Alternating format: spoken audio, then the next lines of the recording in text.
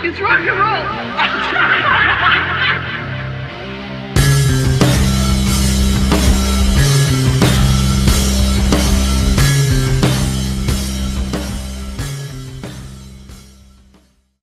Welcome to the Look It's Rock and Roll podcast. I'm your host, Julian. Today I'm joined by David Donnelly from Old Blighty. Yeah. That wasn't a very British accent. Good evening, sir. How are you? Hello, jolly good. And from the Great White North, our Canadian, our resident, nice person, Marcus Almighty. Greetings, sir. How are you? We were going to do a different episode today, but schedules being what they are, let me translate that into English, schedules being as they are, things don't always happen, so we've postponed that episode. But in light of recent news, and that is, of course, the passing of Eddie Van Halen, we did want to get together and just talk a little bit about Van Halen, some of the albums, some of the music, our, shared experiences with the music. And, just to kind of pay tribute to, I guess I'm going to call him my generation's Jimi Hendrix, because that's often what I feel about him as a guitarist. David, as a musician, where do you kind of place Eddie Van Halen as a musician at this time? Well, I sort of, when I discovered them, I'd just come out of the kind of punk thing and, that sort of thing. And I think that very much like Motorhead, they were one of the bands that it was all right to like if you were into the sort of, punk side of things. And, but what it was on, do you remember the US Festival? That big festival in 1983, am I right? 83? Yeah. Well, that was broadcast at about 2:00 in the morning on, British TV's only running all night station. And I used to sort of watch that. And I remember the US Festival being great, had the Clash on it, had Missing Persons. And then Van Halen came on. And it was one of those brilliant moments where I wasn't sure what I was watching. It was kind of like, it was so like Dave Lee Roth was so out of the box, as it were, and people tell me it wasn't one of their best shows, but I guess it's like the timeline thing where it depends where you came in at, and that was the first thing I saw, and I was just fascinated. I was fascinated by how you can make sounds come out of that, because I went backwards with a lot of my music. I discovered Hendrix later. Do you know what I mean? Yeah. Because I was growing up in the glam rock punk thing. I was very blinkered for a long time. And it was only sort of later on in teenage years where I sort of swam out into deeper waters, as it were. I wish I hadn't. I'd be a better guitarist now if I had heroes earlier on, like Hendrix and all that sort of stuff. But yeah, that's going to be an interesting thing that, each one of us plays guitar. I mean, two of you properly and professionally, and one of us knows which direction to hold it, and muddles along on rhythm with very little lead. So that'll be an interesting... I did actually use a 5150 amp for the Crashing Up single. Nice. That's cool. So that's my Venus Reaction project thing. But yeah, I had it going through a few things, but the main chunky rhythm sound that you hear in the verses is going through a 5150. So very cool. Mark, what about you? Obviously, being in North America, a little bit closer to where all the action was happening, how did you discover the band? Actually, I discovered them kind of by chance because I was going with one of my friends to the corner store where we go and grab our, comics or magazines or whatever we like to get, and heard this guy had his 1977 Firebird, I think it was, T-top, and something was blaring full blast out of his car. I was like, what the hell is that? All I heard was all this like noodling. I'm like, what the hell is that? And then all of a sudden this loud like this dive bomb out of nowhere, and I'm like, what the heck is that? And then they started with You Really Got Me. I was like, oh, I didn't recognize that song.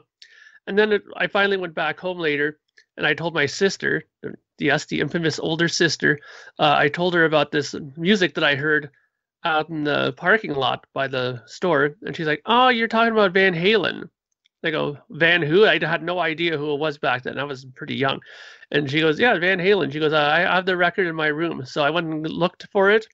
And took it out and was absolutely like jaw on the floor by the time I was done side one. I was like, what the hell is this? Because first of all, I was listening to it on headphones, and the very idea of hearing just him on one side and the bass on the other side threw me for a loop right away. I was like, what the hell's going on? I thought there was something wrong with the headphones, when I was listening to that. But then my sister was, no, that's how it is, and I'm telling you, his guitar playing was just otherworldly at that point, because I'd never heard somebody who did so much, phaser work with his guitar. Like he always threw a phaser on whenever he did a solo, and a lot of whammy bar stuff, like much more adventurous whammy bar stuff than stuff I had heard before, and like the right-handed tapping was the thing that really threw me for a loop. I'm like, whoa, like what is going on here? And it was in every single solo he was doing back then, I mean, the only thing that kind of I was familiar with at that time is when he did that toggle switch thing a la Ace Frehley, that and You Really Got Me, because I was, obviously realizing that he was influenced at least a little bit by Kiss at that point, because when I heard that, it was a clear Ace Frehley tribute there. But his playing was just like another level of guitar playing, and it really made me sit down and focus on my guitar playing a hell of a lot more. Yeah, I think one of the interesting things about maybe Kiss that obviously comes into the conversation is you go back to some early bootlegs, live performances. There is, copies of Van Halen performing both Rock and Roll All Night and All the Way. I mean, that's a deep cut for them to have been, doing back in '76. Which is when I think that recording was from. So, how much influence there was, certainly some, but it was those guitar techniques and just the flashness of the band. I don't remember when I got into them or how I got into them.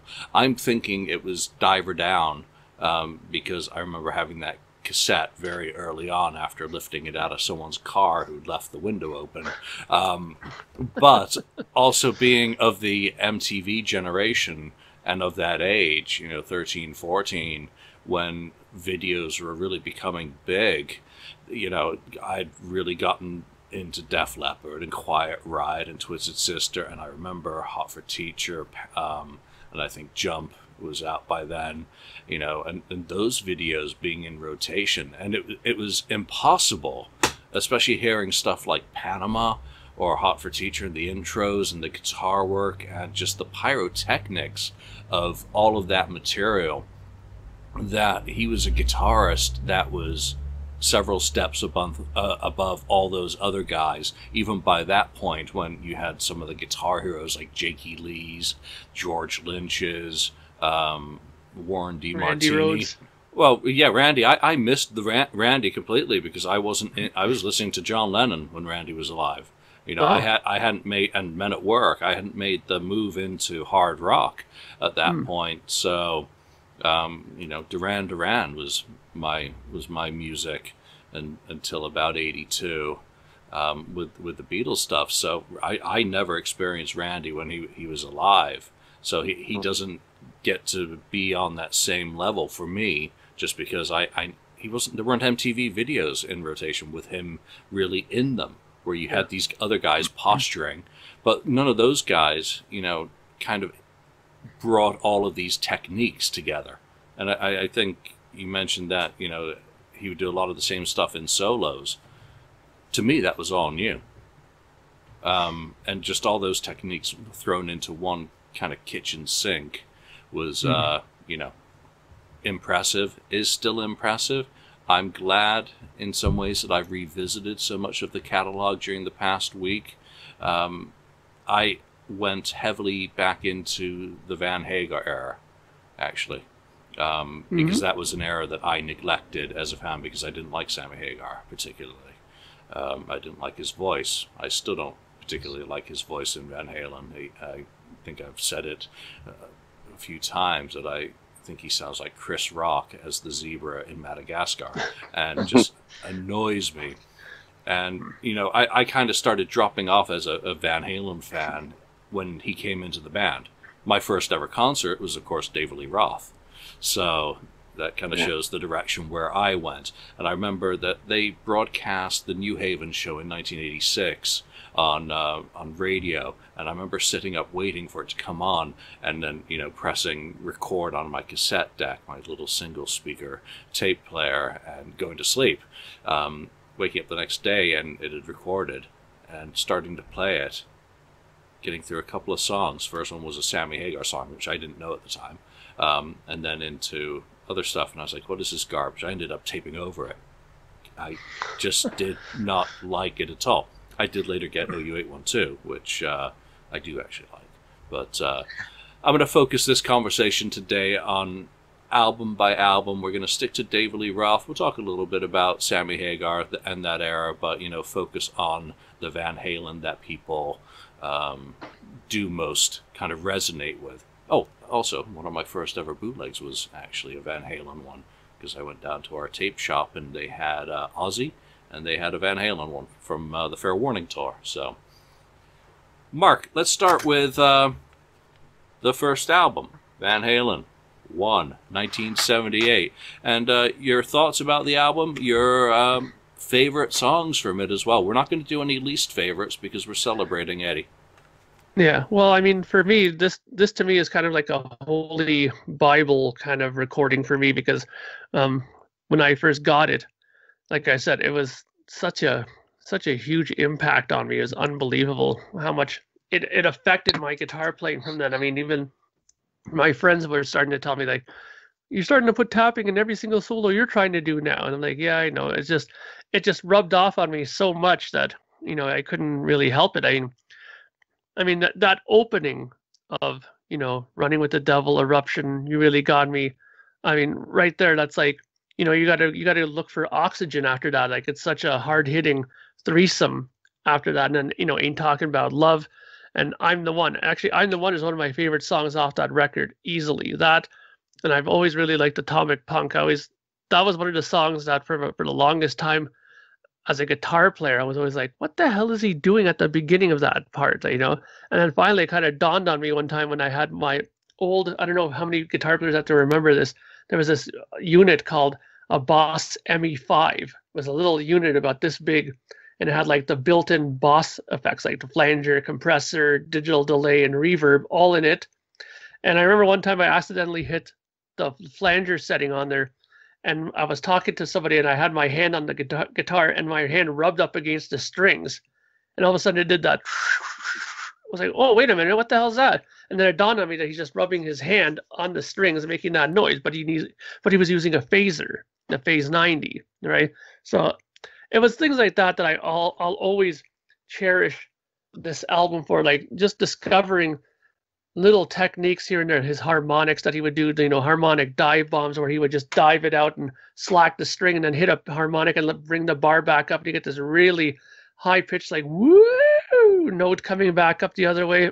It was all those things that this album totally influenced me with. And I mean, I even said it 100 times before that I love this album so much that I actually shelled out over $200 to get the test pressing of this record. And that is my cherished holy grail vinyl that I have in my collection. Nice. That's very, very nice. I'm curious about one thing as a guitarist.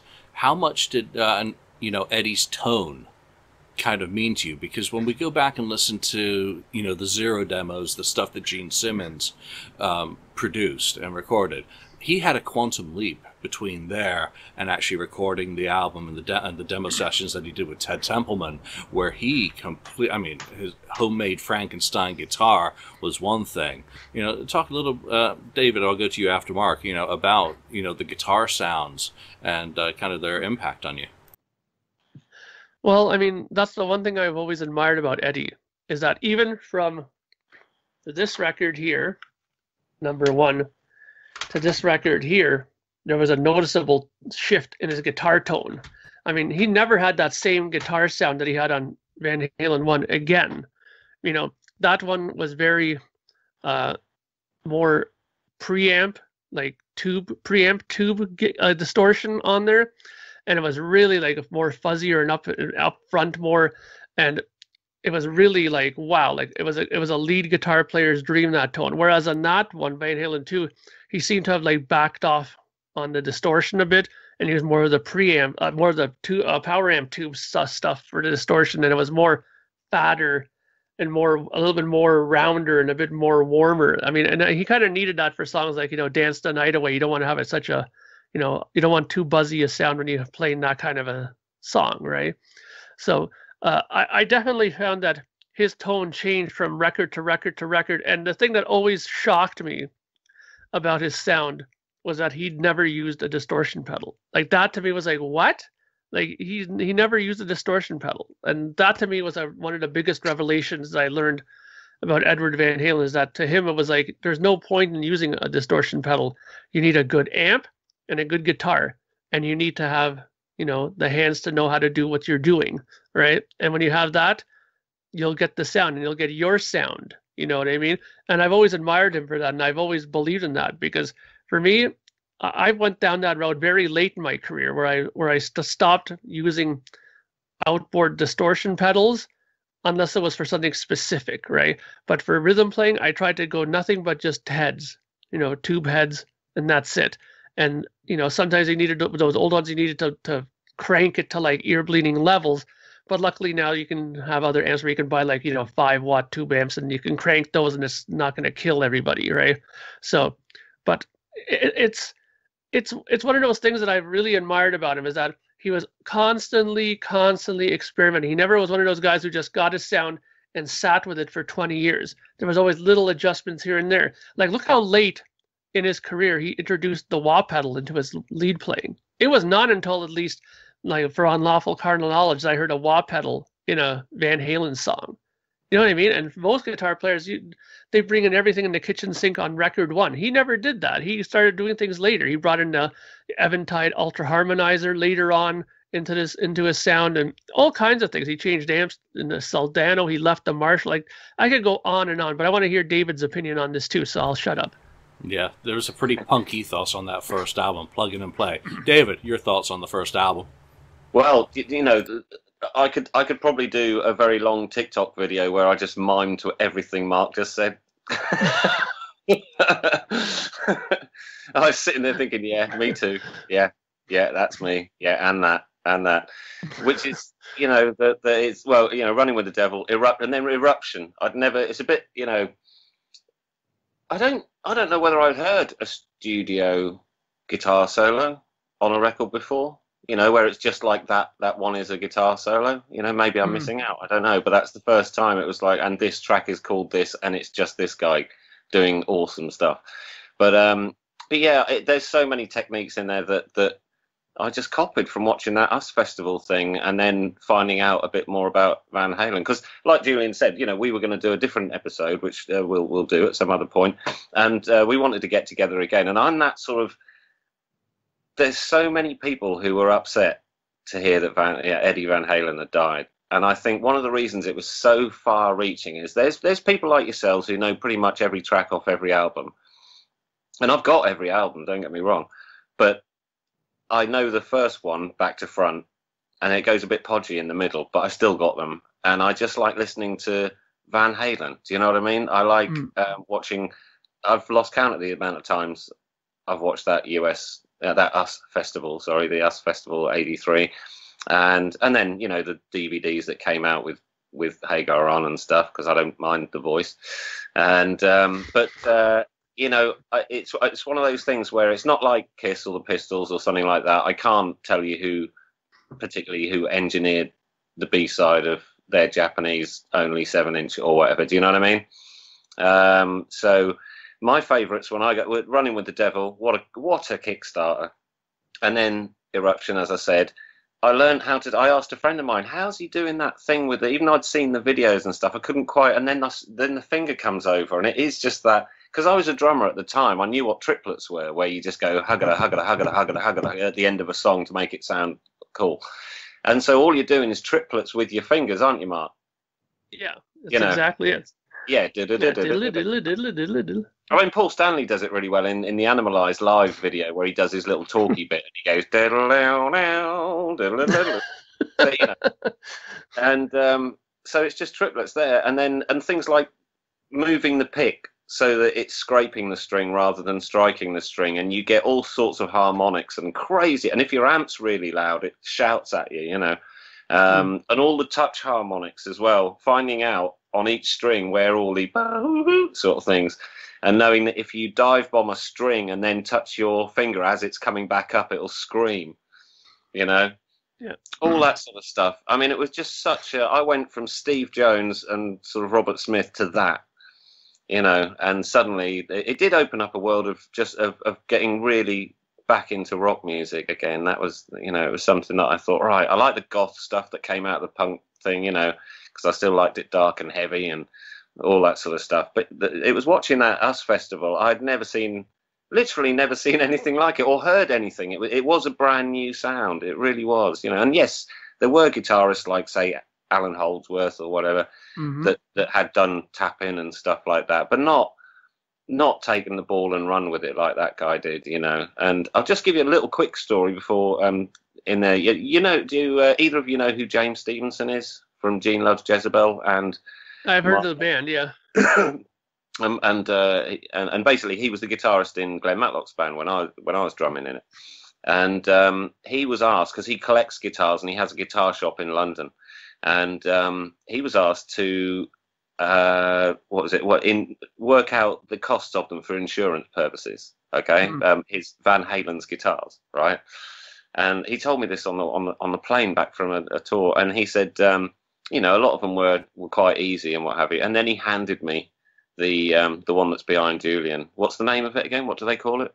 The Frankenstein? Yeah, the Frankenstein, yeah. And James just said, no, I'm not putting a price on this. There's no way. It's just impossible. And I think that for a musician, you know, rather than a singer like something of Elvis's or whatever, for his main thing to be uninsurable, it's probably on the level of Brian May's homemade guitar from Queen, you know. You couldn't, how would you insure that? How would you ever? So I think, to sum up my feelings, he really was a genuine one-off. And he taught everyone that watched him about 5 different things they never knew when they saw him for the first time and heard that sound and noise. So yeah, everything that Mark said, and then just everything I just said.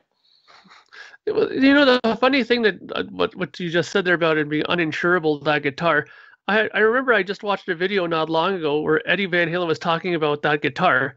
And the way he describes it, he goes, lots of people hold this guitar in great esteem, but if you would know what went behind it to make this guitar, I don't think people would hold it in such high regard. I mean, he goes, it's a $90 body, $110 neck. And he goes, and if you look at it, there's a toggle switch that's like buried in where the opening is in the guitar, where the single coil's supposed to go. Yeah. And most people looked at the guitar and goes, wow, is that some kind of secret connection thing? And he'd always be like, yeah. And he goes, but there was nothing. He goes, it was disconnected. It was just there because he didn't know how to connect it. You know what I mean? He goes, a lot of the things on that guitar are total experiments. He has cigarette burns all over it. Wiring is screwed up on there. He has the pickup wired straight to the volume pod, which nobody really did often at that time. You know what I mean? It's just, whatever worked for him. And then all of a sudden everybody wanted that sound. And he always found that kind of puzzling because he thought, why shouldn't everybody else want their own sound, Yeah, true. There is that. But I mean, it doesn't matter what the price of the guitar really is. Obviously, what you're looking at is not what it is, but what it's done.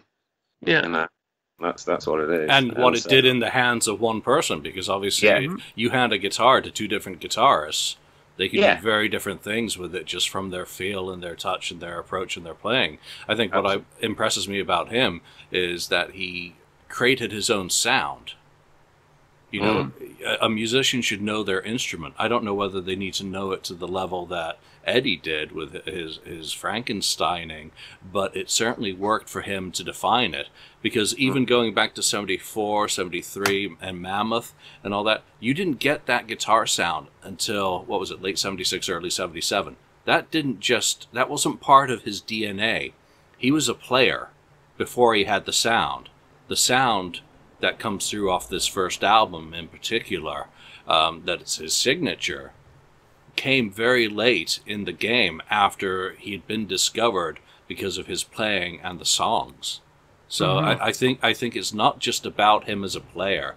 It's about, you know, him as a writer and, you know, as a musician. And then the added bonus is obviously the sound, which is very distinctive. And there are very few bands. I mean, in England, I think it was very noticeable in the late 70s that, you know, the big corporate rock bands had got fallen by, punk was big, but there were a couple of bands that did remain respected. AC/DC is a very good example of kind of having, I don't like using the phrase punk ethos, but it really, it does somewhat work that they weren't pretentious in their presentation. They got up on the stage and they played.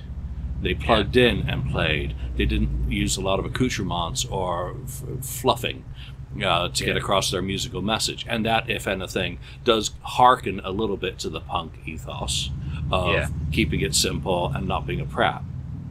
But again, with Eddie Van Halen, though, it's the light and shade and stuff that he was able to do, like, you know, picking style and all sorts of stuff. I mean, Ice Cream Man from the first album, I love it. I absolutely love it. And it's such a surprise when it just comes roaring in like that, you know. It's, he really was. It's a real shame he's gone. It really is. That first album, though, for me, I mean, first track is what it's all about. And, you know, and then in terms of favorites, I'm not being able to appreciate Eruption more, say, than as someone with jaw agape, you know, looking at someone, oh my God, they can actually play that. It's incredible. I've never tried to play any of it. It's like you just don't do that to me. Anyway, not with anyone in the same room. That's for sure. Yeah, and then I think my kind of favorite is going to be Ain't Talking About Love. You know, which just, you know, there's so much good stuff on that first album. I was going to say, I can put the needle on side A, flip it over, and go to the end of it. You know, it's one of those albums. It's timeless. It's got one of the very best lead-off tracks on any album throughout hard rock history. I think it's kind of funny in some ways that another one of the perfect lead-off tracks is on Montrose's 1973 album, you know, Rock the Nation. There are very few bands that just come out with first song, first side, boom, punch you in the face, and just get you. There's a great interview up on YouTube. It's the Smithsonian's National Museum of American History and Public Square interview with Eddie Van Halen by Denise Kwan. He is so humble throughout this interview, and he does pick up his guitar and give some techniques. And one of the things that he does say and makes very clear is that he didn't invent any of the techniques, and that's what I think is so wonderful about him. He doesn't try and take credit. Yeah, later on he invented that little pop-up stand for his guitar so that he could do two-handed, you know, picking and stuff like that. Yeah. But he's very clear that he just took things that people were already doing and just reorganize them into his playing. And, you know, that really does sum up. I've watched so many interviews with him over the last week as well. And in all of them, he's humble. You know, and also a little bit shy, I think, which is not shocking. We're not going to dig into minutiae about any of these album songs or anything today. If you want minutiae, I do want to recommend a couple of books. One is The Mighty Van Halen Rising, and I'll try and add the cover back in on that, by Greg Renoff, which is the foundation and formation of the band out of the backyards. He did an article in today's LA Times, which was really, really good as well, but, you know, rehashes, condenses more of what's in the book. And Ted, of course, Greg did then write Ted Templeman's book with him. So if you want minutiae, strongly recommend both of those. Let's move on to Van... Oh, I was going to say, can I recommend a book? Yeah, do. The Noel Monk book. Oh, hell, he was the first he was the first manager. I've got it over there as well. And because he not long before he did that, I think the band before the job he had was the infamous Sex Pistols 1978 final tour, ending in Winterland, San Francisco, Julian. Now Winterland Apartment, sadly.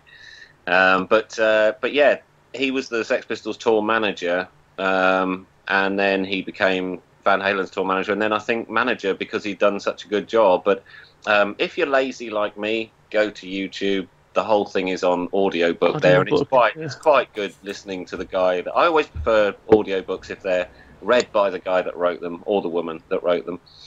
And Debbie Harry's one is good, and all that sort of stuff. But I wouldn't mind getting a sort of hard copy in my collection, to be honest, because it was really good. And it's obviously on YouTube. It's about 6 hours long, and that's a lot of tidying your bedroom. Yeah, and I'm embarrassed to have forgotten that, because I do have it. I did read it, and it was absolutely brilliant. Again, you between these 3 books, you really get the producer, you get the manager, and you get someone who isn't just a fan, but someone who can actually write a story, writing the narrative of the band's foundation. So, even all these years on, Greg's work still impresses me. Let's move on. Sorry, I was just going to say he was always tour managing Warner Brother artists, wasn't he? So I imagine that's the connection. Yeah, that Sex Pistols connection, though, that is absolutely hilarious. Van Halen 2. We did an episode on, I think, the first 2. Yeah, 1 and 2. So, Mark, why don't you lead us off with your thoughts about Van Halen 2? Well, again, from a guitar player perspective, it was a little bit of another eye-opener.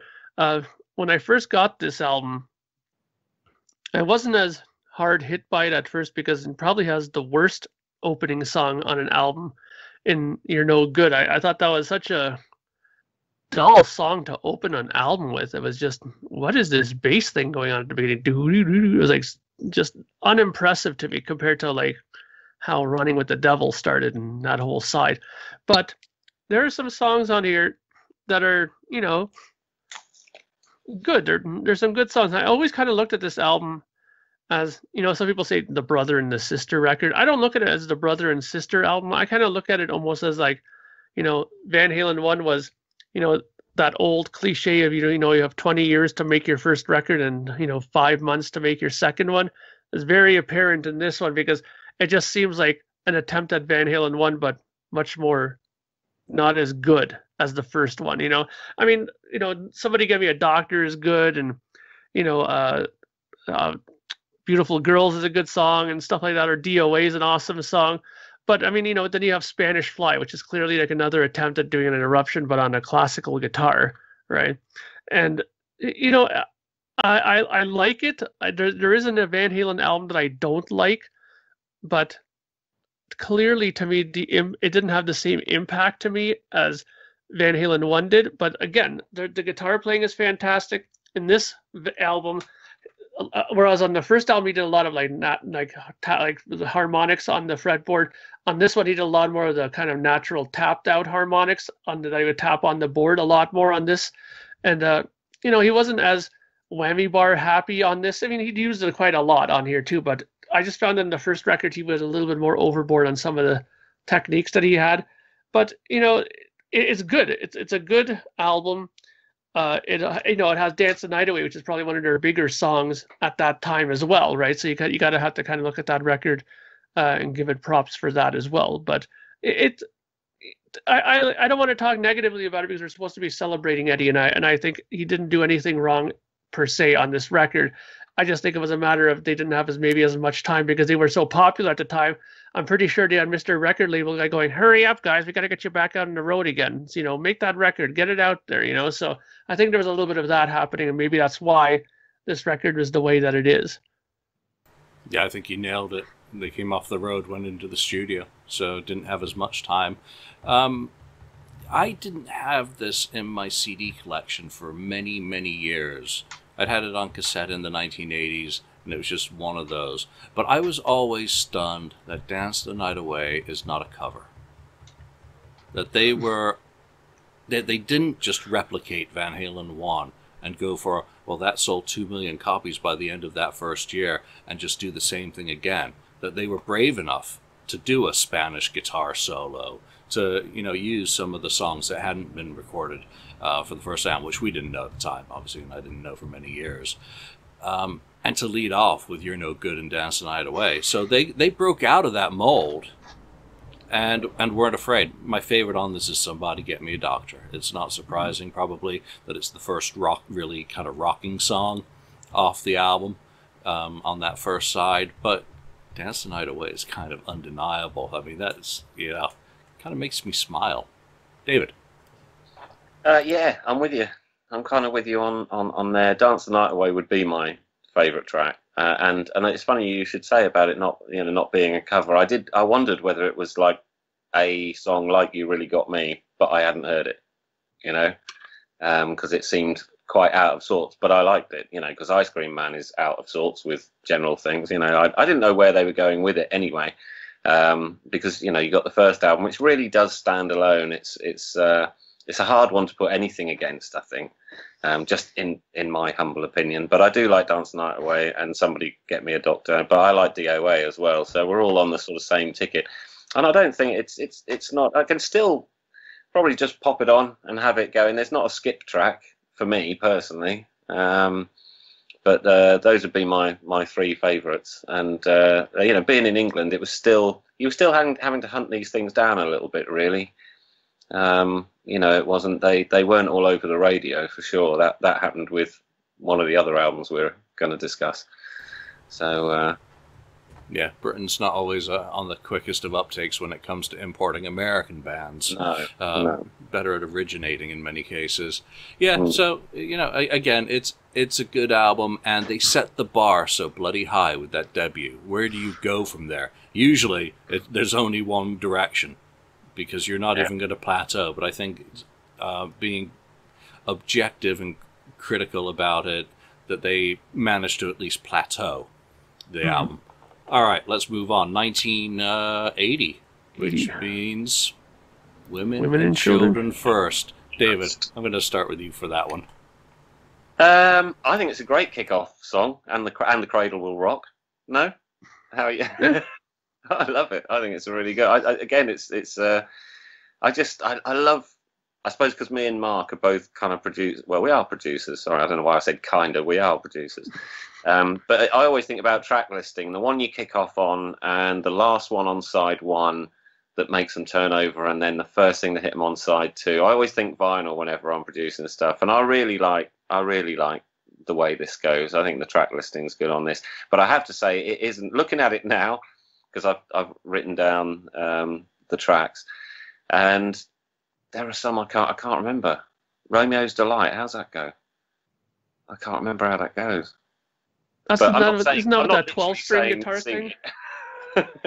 Isn't that with that 12-string guitar bit at the beginning? I think that's Romeo's Delight. But that's where I'm saying I'm a little bit squidgy when we get into the middle section, because it's kind of like I've played the first one so much, but I love watching them live. That's where I'm coming unstuck on the studio stuff, is because it's just watching the guy as well as listening. And like I say, they're not up there for me with sort of Kiss and stuff like that, but that's why, like I say, I think that's why he's so popular, because everyone, if they listened, would like something about Eddie Van Halen. It's funny because when I first, one thing I'm going to talk about really quickly about this album is that, again, I think there was a marketably noticeable change again in his guitar sound, and quite a change as far as style I found on this album. Very much more bluesy on this record. I mean, you have songs like Take Your Whiskey Home and songs like that where there's a lot more that down home blues thing going on, which was not apparent on the first two records at all. When you listen to, I mean, I remember when I got this is one of those records where you have like two albums on one kind of thing. Yeah. And I remember when I first listened to it, The Cradle Will Rock was great.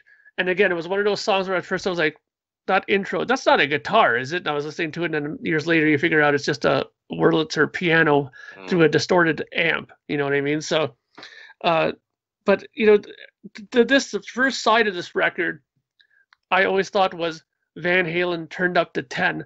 It's one of these records where side A, it just knocks you on your rear end. I mean, everybody wants some. Like that to me is one of the best Van Halen songs they ever wrote. Like that whole intro and the way it kicks in with the guitar and everything is just unbelievable. And from what I've always found fascinating about this, I don't know, David, if you agree with this or not, but I found that this album is interesting from an engineering point, because if you listen to it very closely, there's a lot of sort of, tape distortion that happened, a little bit of the needles going into the red a little bit. You can hear it kind of breaking up in spots. There's there's visible errors that were left in on this, not only vocally but guitar playing wise, you know, and like and on side B, it seems very much like they said, okay, side A we're gonna do all the kick-ass, you know, rip their heads off music, and side B we're gonna kind of tone it down a bit. You know, Loss of Control is a little bit of a odd song, loss of control, that all kind of stuff, and then you have like Take Your Whiskey Home, and then Could This Be Magic? Again, another, you know, bottleneck slide thing on acoustic guitar, and just really simple, kind of more bluesy, sit on the porch kind of music. And then I was incorrect about one thing. The song with the 12-string guitar is in a simple rhyme, which ends this album on it. So Romeo's Delight is what they opened their reunion tour with David Lee Roth with. I'm trying to remember how that even goes. They opened with that for quite a bit. But I think this album is an album of two ideas: kick-ass, hard-hitting, rip your head off side A, and kind of, you know, let's just put the guitars down or pick up a couple of acoustic guitars and play some kind of more bluesier kind of influenced music on side B. I think that's one of the things I like about this album the most, is there are so many more guitar textures throughout it, and also and stylistic. You know, Eddie's almost saying, I'm not just Eruption, I'm not just this or that. Here's a whole buffet of different things. And while I love the more hard rocking stuff, I do like some of the more experimental. Loss of Control is one of my favorites on this. It's different. It's unique. I mean, this album, when I first got it, just stayed in rotation perpetually. There was just something very endearing about all the stuff. Even if, like you, I'm not deep enough as a Van Halen fan to immediately be able to hear the melody of Romeo's Delight. You know, so we're not claiming to be. We're just talking about these albums as fans of the music. But kind of the guitar sound on Cradle, kind of again, he's evolving, not doing the same thing over and over, adding new things to it. So Cradle and Loss of Control, but could this be magic? What a great song! Yeah. What a fantastically crafted bit of music and lyric as well. So, fantastic stuff. All right, let's move on to my favorite Van Halen album. This is the one for me. Fair Warning. Funnily enough. David, you're holding up an LP. You get to start. Why don't we have you start on this one? I was actually playing it today. And I think it's, again, I think it's just one of those that I could just put on side A, and when it, you know, and go through to side B. It just doesn't have any dips for me. And another Ted Templeman production, of course. And so, like, Push Comes to Shove is a good one. Dirty Movies. Actually, the way it ends, actually, 1 foot out the door, that's pretty cool. I'm just having a look to see if this is any sort of this is the English pressing, I believe. Yeah, Broadwick Street, London. So, you know, it didn't take until, like I say, one of the other albums for you to actually get Van Halen, because this is an original. You can see it's a bit knackered. Do you know that word? Look at the spine on that. I've seen some action. But so yeah, again, it's really difficult on some of these things to be, you know, to actually think about if there's anything I didn't like about it. But I love this album. I just think it's fantastic. Again, it's a start to finish one for me. It's one that I would recommend after Van Halen One. Oh, if somebody wanted to get into the band, you know. Yeah, it's in some ways it's an analog of that first album. It's got the same sort of guitar tones again coming back. So, but it is different enough, especially with the development of the techniques. Think of some of those things he was doing, the harmonic hammer-ons and just insane guitar work. I love this album because it really is a little bit more traditional in that it's got an A side and a B side that both kick off with very, very strong songs. And Unchained is, I think, my all-time favorite Van Halen song.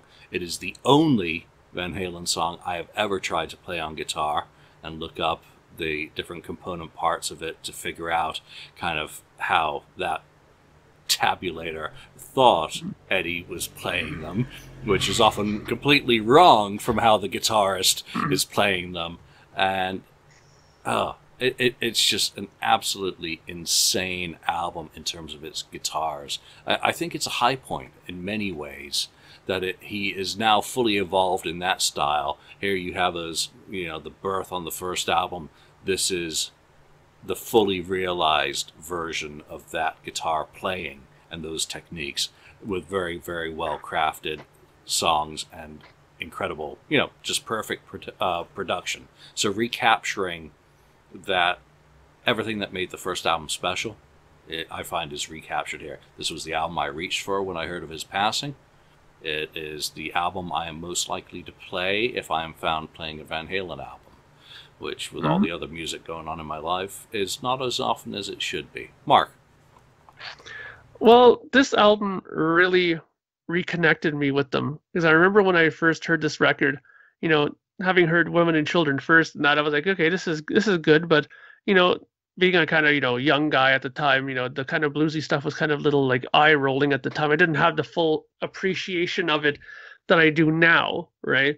But back then, I was all about the screaming guitars and the Marshalls turned to 10. So when this album came out, I was like, what the hell is this? Because that fade in on Main Street, I think he's doing at the beginning. I was like, what the hell is that? I was like, wow, this is really cool. And that riff. That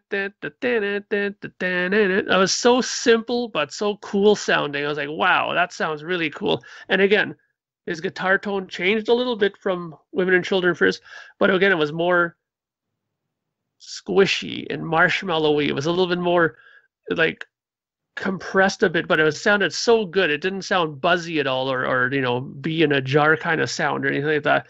It's really fantastically full guitar sound. And I mean, one of the things that people seem to forget is Michael Anthony never had a very big present bass sound on all these albums. So it kind of helped that Eddie went for a very, very large guitar sound, because you could only get away with that kind of a sound when you have, a band where it's just you, a bass player, and a drummer. If you have another guitar player and you got to start now sculpting, because you don't want to step all over each other when you're playing, right? Yeah. And especially if you have a keyboard player, then you got to really start sculpting out your guitar, right? Because a keyboard takes up so much space in a sound, right? But, this album is just fantastic. I mean, one of the songs that immediately took me, and you might be surprised with this, is Hear About It Later. When I first heard that that thing at the beginning with that really cool phaser that he throws onto it, I was like, wow, it sounds so good on headphones when you listen to that part. It was one of those records where after I heard it, I immediately ran to my copy Les Paul that I had back when I was younger and grabbed it and, started noodling with the record. Like, how does he play that? And Unchained, I mean, come on. Drop D, actually it would be drop D flat for them. But it was such a great riff. And what's always tricky about it, what people always have trouble with, and there's a great video online on YouTube with this, is that nobody can ever play it exactly like Edward does, because they don't do what Edward does, which is he plays the riff and he kicks in and out that flanger with it, and he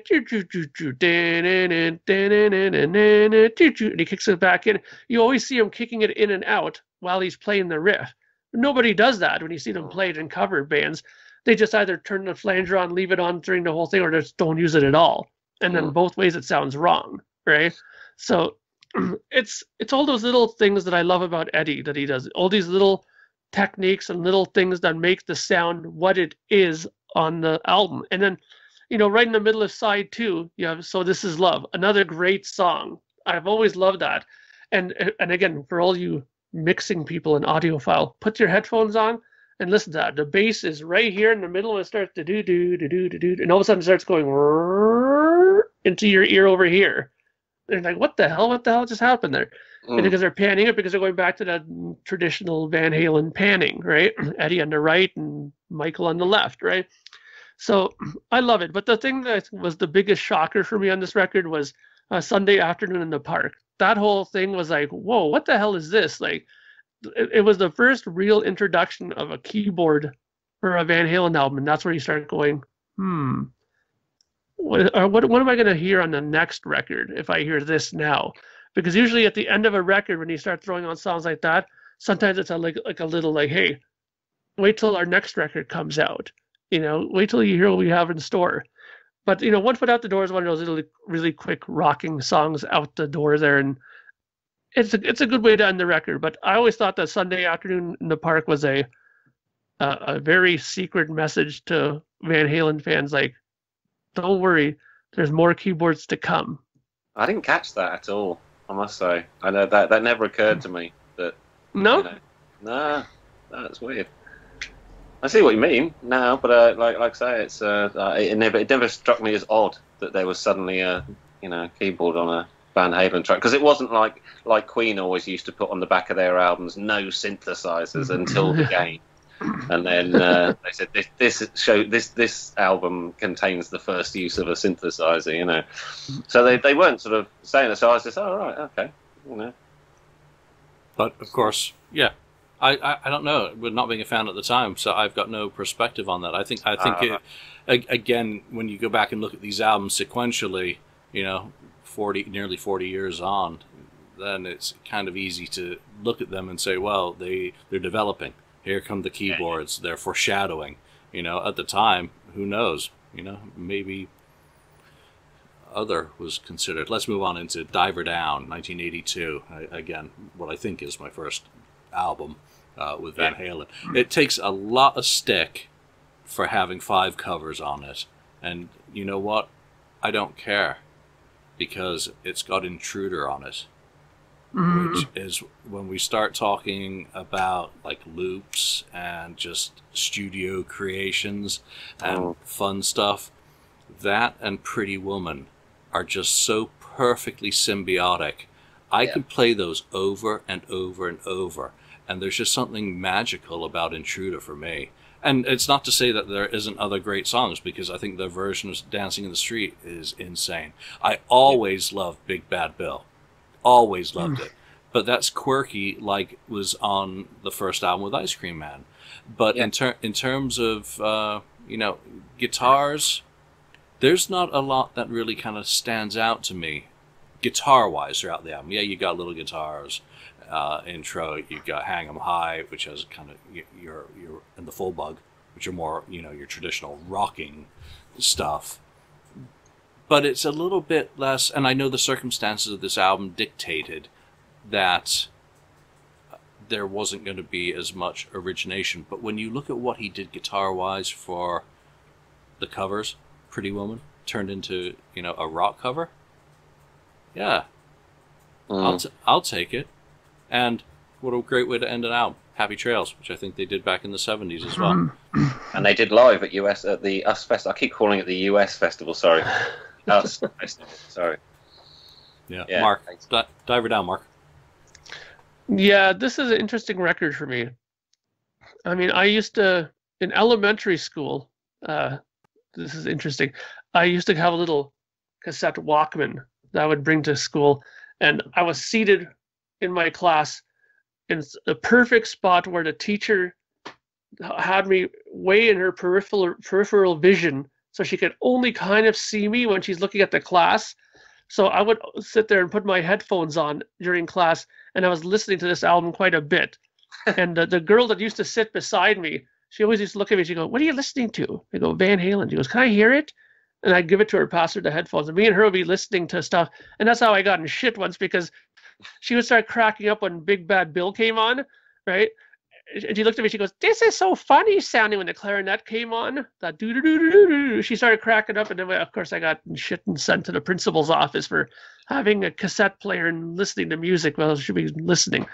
But this album has always had a sort of love-hate relationship with me, because the originals on this, I love. I mean, this is, for all the slack this album gets, it has 2 monumental Edward Van Halen things in there. Cathedral, which is something that he always plays live in his solos all the time. And something that guitar players thought was absolutely incredible was that use of the chorus and that ping pong delay that he uses, where he just turns the guitar on and off, do doodle doodle doodle doodle doodle, and everybody I know was like trying to figure that out. I mean, even Yngwie Malmsteen does it on his 1984 Live in Tokyo concert that I have on VHS. He does that exact bit, but he does, you know, his classical version of it, right? But everybody wanted to learn how to play that bit and to figure that out. So that's one thing. And then, of course, the little guitars thing. I mean, when did you actually expect to hear him doing a flamenco guitar thing? That do, do, do, do, do, do, do, do. And I know that for the longest time, I had a bitch of a time learning that because, of course, the geniuses at Guitar for the Practicing Musician magazine completely screwed up how he plays that. They had it that they showed the chords, and then that open string thing was right. It was just an open E, high E. And then those notes, that dun, dun, dun, dun, dun, dun. But they had that note thing over like 4 strings on the guitar. I'm like, how the hell is he doing that? Like, he's not going from this string to this string to this string. And it's not how he does it, because if you watch the YouTube video now that he did like just a couple of years back, they show him playing it. He does it all just hammer-ons on 1 string, which makes it incredibly easier to do it that way. So, of course, thanks, Guitar for the Practicing Musician, for giving me years and years of headache over that. But the originals are great. I have to agree. Intruder was one of those things that was really cool to first hear. And then, you know, Pretty Woman. I mean, everybody and their brother knows that song. And of course, the funny thing was, unless you really, really, really knew it, never dawned on you that they screwed up that song and missed a whole part completely in that song that they skipped over. But you know, I never really dawned on until my father played the original on his stereo. I was like, oh, wait a minute, they're missing a part in their version. But, you know, Dancing in the Street, I thought it was okay. But, you know, the record, I think, got better when there were songs like The Full Bug and Hang 'Em High. And even like, you know, there was other songs like Where Have All the Good Times Gone was, I thought, a pretty good opener. I'm still kind of in the air whether I like that version or David Bowie's Pinups version of that song. I think I might go with the Van Halen one. It's a little bit more rockin', even though I love Mick Ronson. God bless him too. But you know, those cover songs, for all their trouble and slack that they got, you got to remember one thing: this album did incredibly well for them, like really well. I mean, I think according to this information, it says it was 65 weeks on the chart and sold 4 million copies. That's double what Fair Warning did. So there you go. David. Yeah, Mick Ronson knows his way around a bit of toggle switch Morse code as well, you know. Yeah. No, I've got to. When I was 13, you got again timeline. When I was 13, I thought if someone did a cover, a lot of the time I liked the cover more than I liked the original. Obviously, as I grew up and I got into proper music, you know, of course I liked the Kinks version, you know. But things like Dancing in the Street, I was never really into Motown. I have to say it's one of my blind spots, Motown, you know, the whole sort of Supremes and stuff like that. Very good, I'm sure, but didn't really grab me. So to me, the covers of Pretty Woman, Dancing in the Street, I thought they were fantastic, absolutely fantastic, because they were rock versions of songs I didn't think were that good at the time. But obviously I grew and came to understand sort of a bit more about the history of where they come from. But to me, they were sort of fresh out the gate, and I really liked them. And I love Big Bad Bill as well, because I loved Ice Cream Man. It's one of the things I've always liked about Van Halen is, I don't know whether it is a cheeky wink sort of thing, and they're just, you know, let's do something a bit left field, whether it's really heartfelt sort of thing. I don't know, but Happy Trails has got to be a laugh, hasn't it? Hasn't it got to be? I mean, that's. Yeah. I think, you know, it's just a fun way to. And I tell you what, this album always struck me as is it could be the original soundtrack to a musical, like a stage musical for some reason. Look at the way it ends: the Little Guitars intro and Little Guitars, and then Big Bad Bill, the full bug, and then ending with Happy Trails. It's almost like, you know, a musical could be made out of this album. You know, a theme to a mythical western. Yeah, that sort of thing. It's like, you know, but that's again, age has a lot to do with it. You know, I really, it was only a year before that we'd had The Elder, so I was kind of ripe for that. I think I might have discovered The Wall, Pink Floyd, by this point as well, and so it definitely had that sort of nice roller coaster ride of a bit of everything. So yeah, no gripes from me for Diver Down. Cathedral and little guitars. There's Yeah, a lot of guitars. All right, Yeah. let's move on into, well, probably, I don't know how to describe 1984 because it is one of their biggest albums along with the debut. This is just current affairs for me because I was watching the videos as they came out on MTV. I remember not being able to escape Jump. I remember being blown away, and it was really kind of the first time I recognized a guitarist as a wizard in, you know, Panama and, you know, Hot for Teacher, again, because of the videos showing you, you know, little bits and pieces. But the album, again, those songs, guitar-wise, are just absolutely stunning. Yeah, I mean, what more do you say? I mean, you start off with like Synthy Intro, which is really cool. 1984. You got a ballad on there, I'll Wait, which I think was the last single off the album. But his playing, again, it doesn't stand still.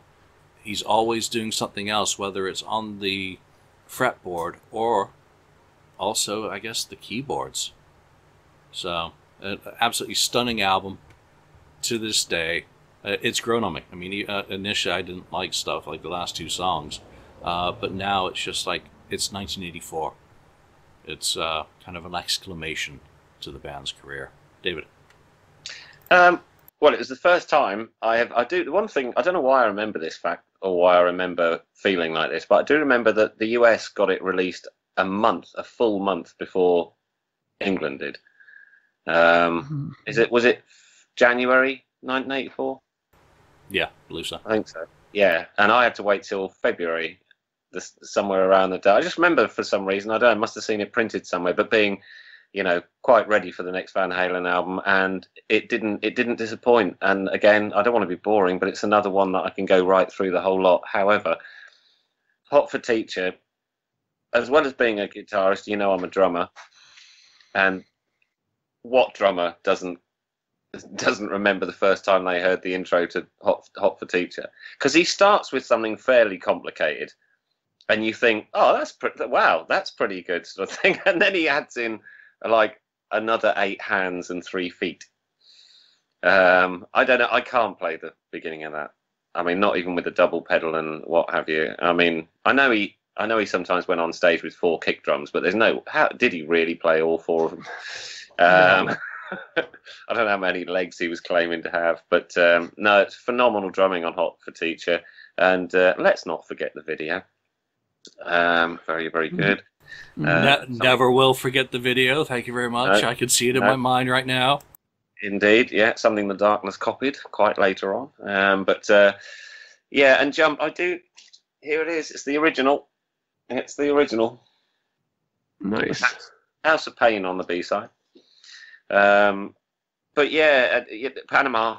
I always remember seeing the video to that. You know the bit where the policemen are actually dragging Dave Lee Roth, who looks absolutely fried when he's got a towel around his waist. And was that for real? Do we know whether that was actually for real? Was he being arrested there for something? He looks coked off his tits.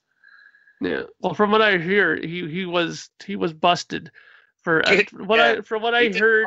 Well, what I heard or what I read and stuff is that he was suspicion was being with a minor girl, right? God, that's not quite. But you know whether that's true. Oh, he's been censored. Mark, you shouldn't have gone there. You just dropped out. Yeah, he's been blacked out. So yeah, my basic thoughts on the whole album is it's another start to finisher for me, and it came along at the time that I was really starting to. I wouldn't say I'd master the double hand technique sort of thing, but I was starting to pop it into stuff of my own. I've got bands I was in that I could, you know, I won't play you anything, but I could play you something. And it's like Mark said in his introduction about what Eddie's guitar style meant to him.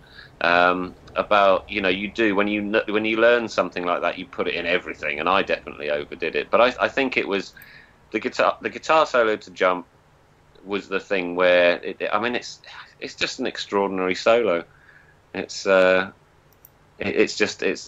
rhythmical, it's musical, it's melodic, it's flashy, it's still got some soul. It's it's an absolute peach. It's an absolute peach. And so the singles off it are great, and the album tracks are great too. It's the only one I've got on cassette, and I have it in my car. I've still got a cassette player in my car. A functional one. Yes, I have. Yeah, I look after it. Yeah. But it's a functional cassette player in there, and I every now and again, if I've got a long journey, I will go up to my stash of cassettes and just grab a handful, and that's definitely one of them. You know, that's the only Van Halen album I've got on cassette. I think what was really interesting back at the time was all my guitarist friends, all those budding bedroom guitar heroes. Yeah, it actually made a lot of them pick up the piano to start, doing keyboards. Everyone wanted to play that jump riff. You know, the guitarists who had some idea about music, had no embarrassment all of a sudden in going near a piano or a keyboard and, pumping out those riffs. So it legitimized it. Again, I think Eddie, as an innovator, he not only made the transition and kept the guitar in there, as you mentioned with the solo, but he made a keyboard more acceptable in rock music, which then in years to come you have the whole glam, the American glam movement, which relied somewhat heavily on keyboards underlying the music. So that was very interesting from that perspective. But again, like you mentioned with the drum part to what was it, Hot for Teacher? Yeah. Alex has his moment on the album in that way as well. Of I'm not just a 4-on-the-floor drummer. It's kind of like, here we are, all these albums into our career. Each one of us is going to shine. Eddie wants to try some new things. Yeah, and that's probably one of the most brilliant things about it is Eddie is trying new things continuously. We've kind of mentioned it from album to album as we've gone through this, that they never stood still. They were always looking for the next thing, and it's no wonder that it led to, conflict within the band, because when you're in a band and you're all looking at other directions and you're growing, everyone's growing individually as a band also grows. I mean, you've been in bands, so you know the dynamics intimately. Yeah. But I've always thought that, a band is, I know I talk a lot in analogies, but it's kind of, a band is like a car. Someone's got to drive it, so you've got to have someone driving a car, even if there's, 3 passengers sort of thing, but not passengers in a rude sense, but, someone's got to point the way. And I think that the problem comes when, there's an argument about driving, as it were, and I think I was going to ask you actually, Julian, timeline-wise, when did Beat It come along? Beat It was what, 82, 83? Oh, right. All right. So that was before. So people kind of knew. Do you think that's one of the things that helped this album become the one that most people recognise, with the baby on the front having a smoke? Sorry, didn't mean to say. Oh, I've gotten in trouble for that, and I live in San Francisco. And when you tell your coworkers that you're going out for a pack of fags in San Francisco. I know this is a Van Halen podcast, but I'm quickly going to tell a story. My first time in New York, I got to the hotel at about... Mark's going to wonder what on earth this bit is about. Anyway, first time in New York, I got to the hotel at about 11 o'clock at night, went up to my room, and unfortunately, I know, Julian, you don't approve, but I do smoke cigarettes, and I'd run out. And I thought, oh my God, my first time in New York, where can I get some from? And so I ran downstairs, and without thinking, because I didn't really know, without thinking, I went straight up to the woman at reception and said, excuse me, I know it's rather late, but I'm really desperate. Do you know where I could pick up some fags? And she was, her face remains with me to this day, but we soon got out of it. And I said, cigarettes? And she went, oh, she was so, Thank God. So, So I'll pop one of those in the end of my guitar next time I'm having one while playing. But fags means cigarettes in UK. Yes. But Mark, we were just talking about, obviously, in 1984.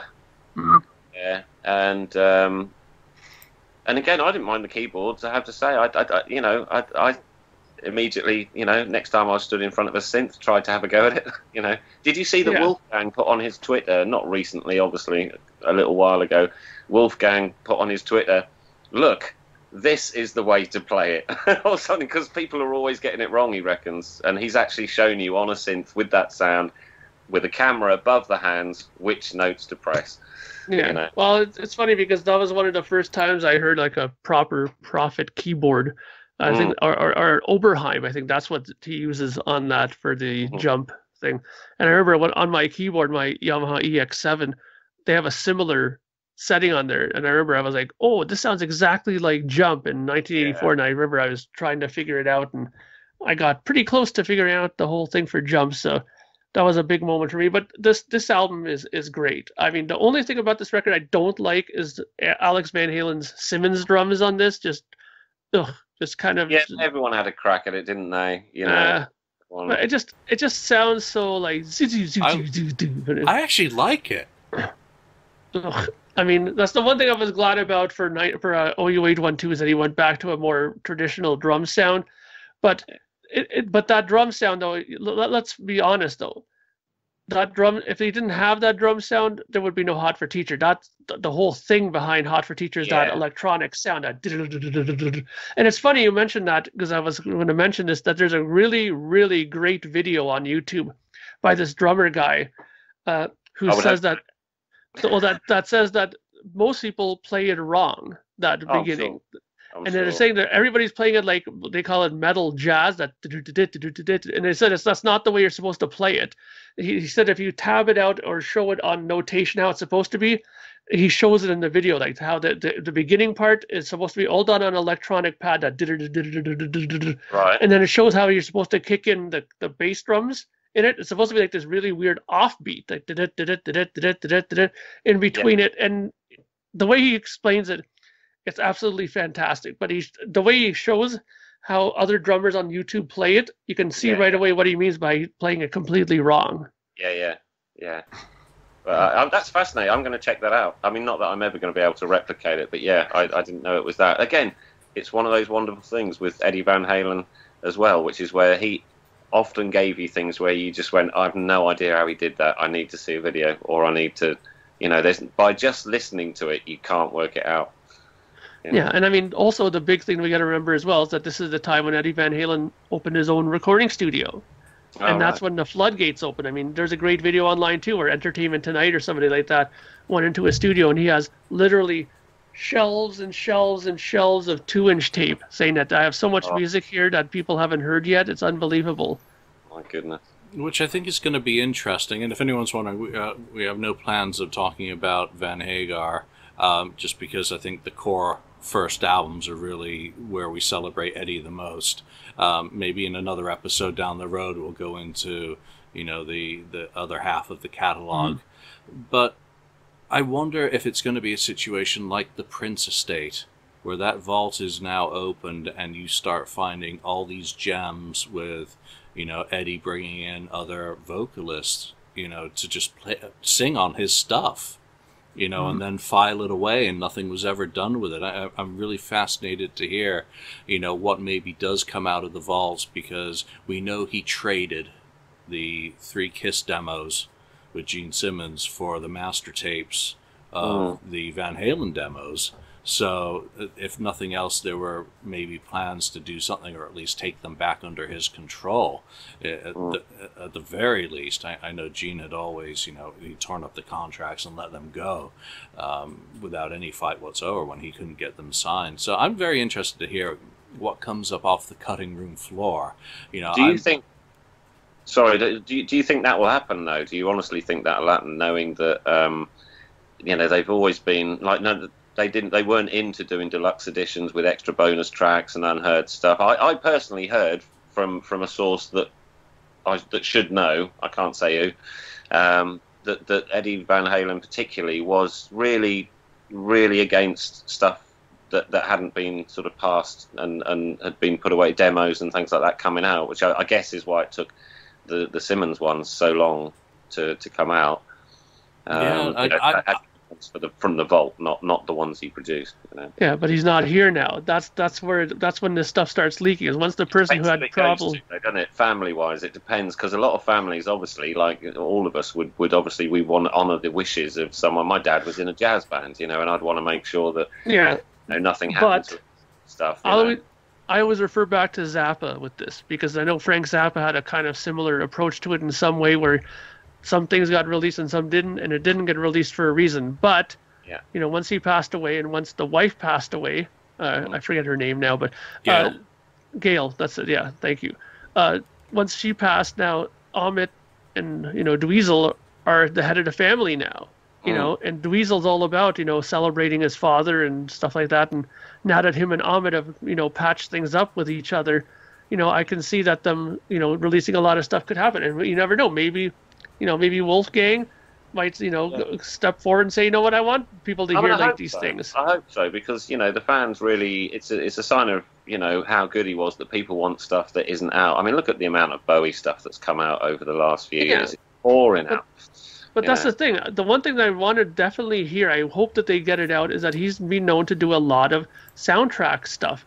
Some of it came out, some of it came out, some of it didn't. And he did a lot of TV stuff for Valerie Bertinelli whenever she did her made-for-TV movies. Right. I'd love to hear some of this stuff, Yeah.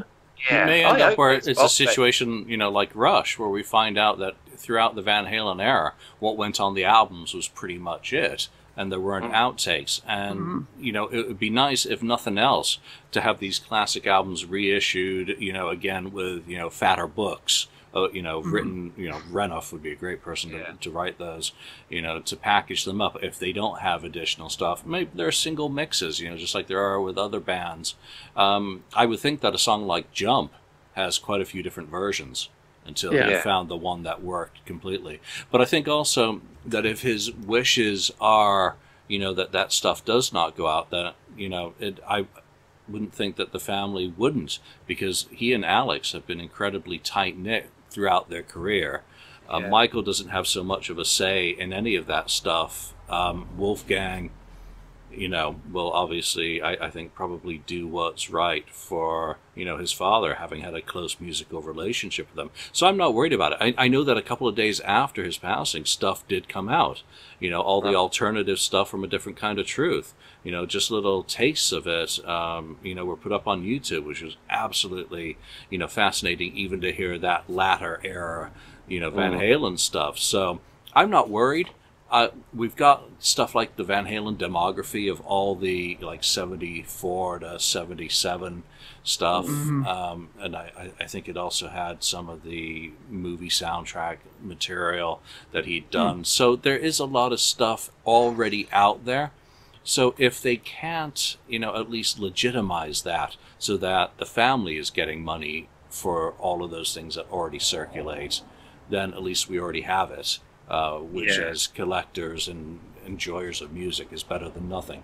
But when it comes down to it, as I told Gene that time, at least I'm finally getting you to pay I'm getting to pay you for the stuff that I've been listening to for years. So could you guys educate me here and tell me, because I've just not, this doesn't seem to be a massive amount of live video from the David Lee Roth era. Certainly not like a high quality DVD.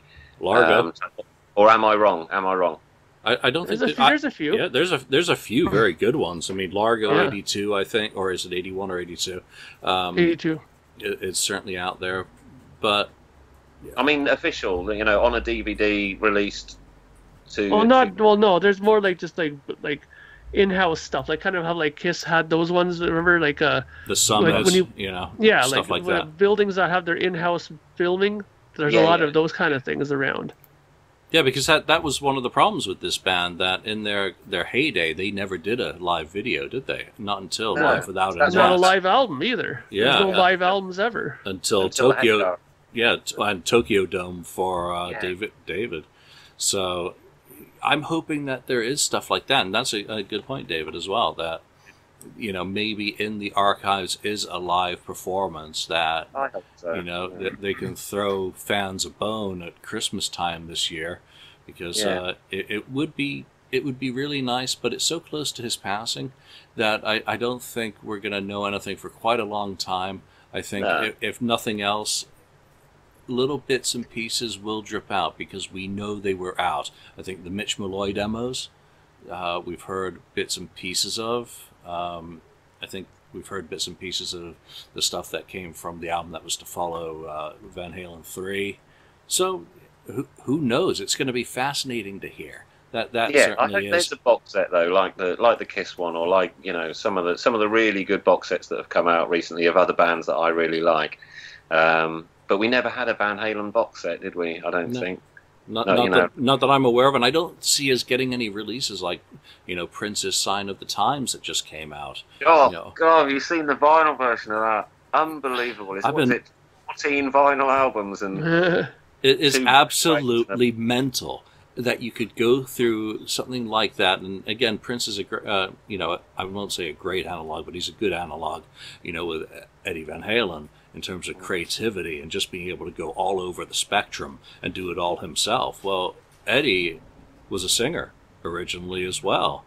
And until his latter year, you know, mouth and health issues, you know, their harmonies, they could all sing. So who knows what he was doing in that studio. Pardon? Exactly. Well, Michael Anthony, we haven't really given much props to Michael Anthony, but I always thought he was a really spot-on vocalist, or I might, again, educate me. Am I wrong? But, I mean, from what I've watched in the scene and what you can hear, I mean, he's Michael Anthony? He is Michael incredible. Anthony is the reason why Van Halen sounds the way it does. Yeah, I mean, that's what I've always thought. Yeah, when he was not brought in for the reunion, that to me, I never went and saw them. I never went and saw the reunion because I said to myself, without him there, you don't have the Van Halen sound. That high, all those high vocals are all Michael Anthony.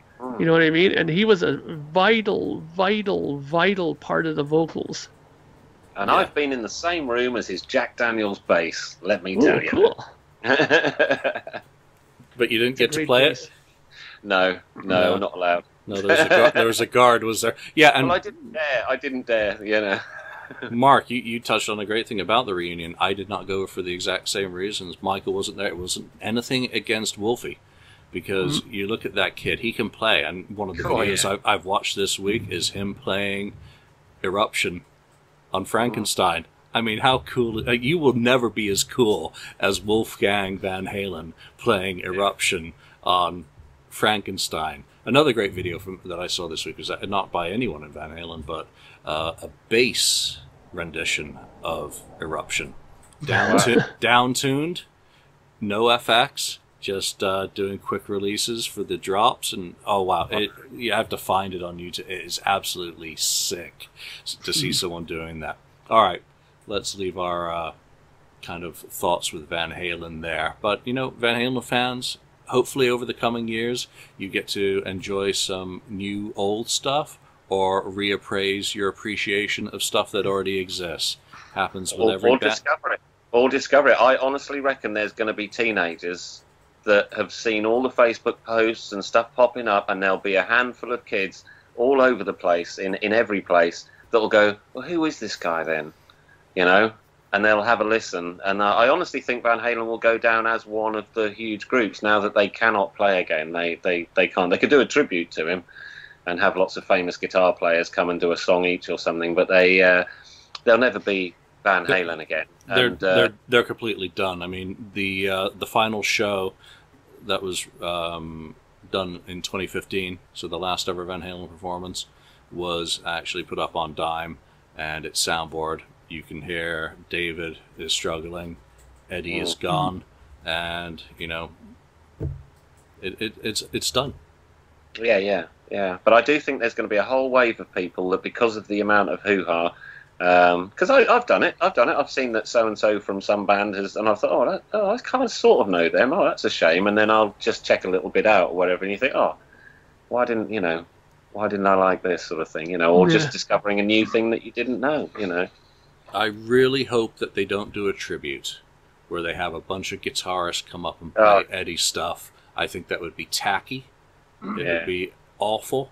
I think it'd be like the Freddie Mercury tribute, where not one singer except for George Michael actually pulled a Freddie vocal off. Do you know what I mean? Yeah. Do you remember seeing that? Yeah. It was not. I mean, it was nice that they did it and stuff, but I don't think anyone made the Queen song. No one other than, like I say, George Michael on "Somebody to Love" was pretty cool. But everyone was just Def Leppard.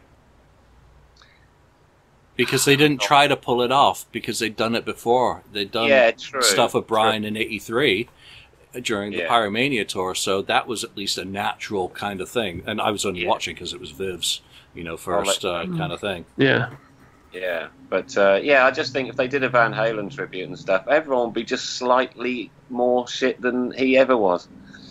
And it would be contrived, here's Yngwie Malmsteen with my neoclassical, Yeah. Eddie Van Halen taught me to unleash the fury. Yeah. Oh wait, no, he would say unleash the fucking fury. So, yeah. All right, let's leave that there. Edward Van Halen, Eddie Van Halen, EVH, rest in peace. Thank you for the music.